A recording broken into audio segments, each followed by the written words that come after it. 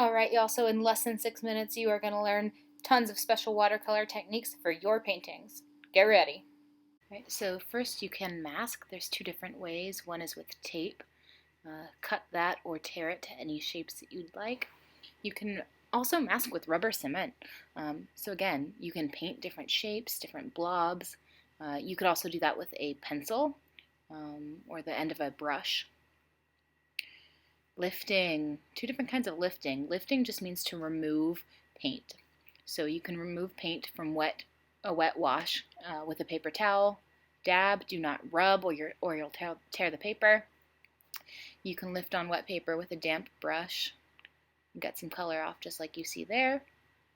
You could do the same thing with the brush, a damp brush on dry paper like this right here.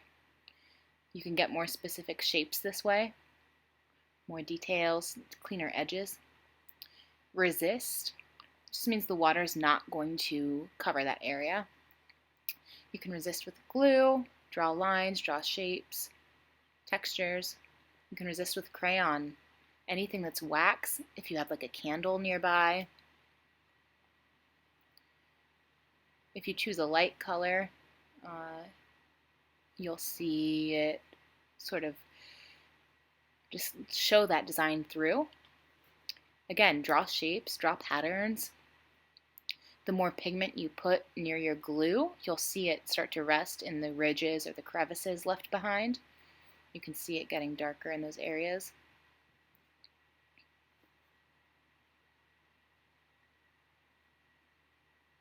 You can do salt and plastic wrap.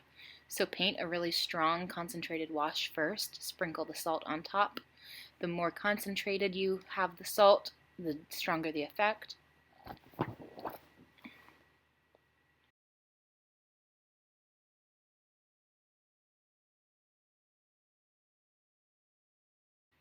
You can crumple the plastic wrap and place it straight on top.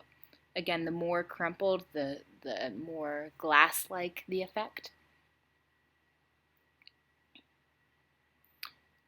Use clean fingers for this. If you do not use clean fingers, you're going to smudge and get your painting all crusty.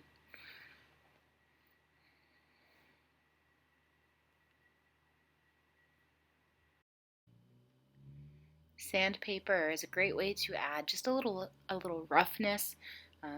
This could be used on rocks or maybe bushes or a sandy beach.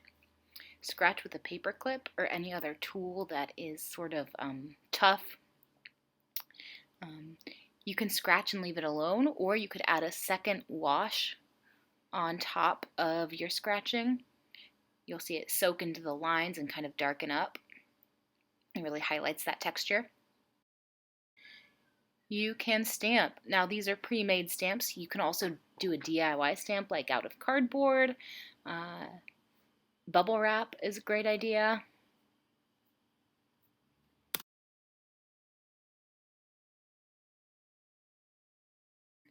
Dry brush is exactly what it sounds like. You use a dry brush, very little pigment or water. You can swipe, you can jab, you can dab. Whatever you do, it's going to make these like soft little textures. You should see the bristles split apart.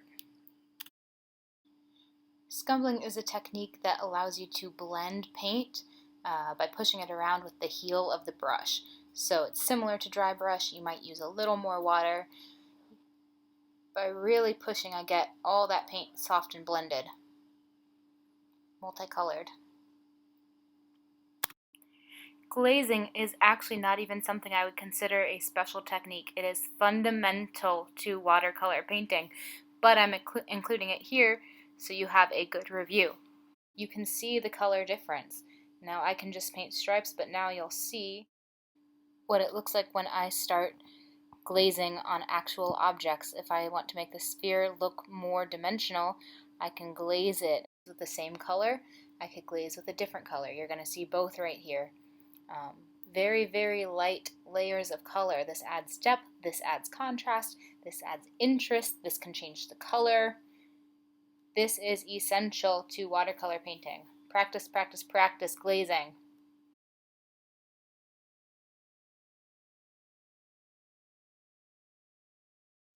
I'll let this layer dry and skip Right now, ahead to the next layer. Look how much dimension is being added to that sphere.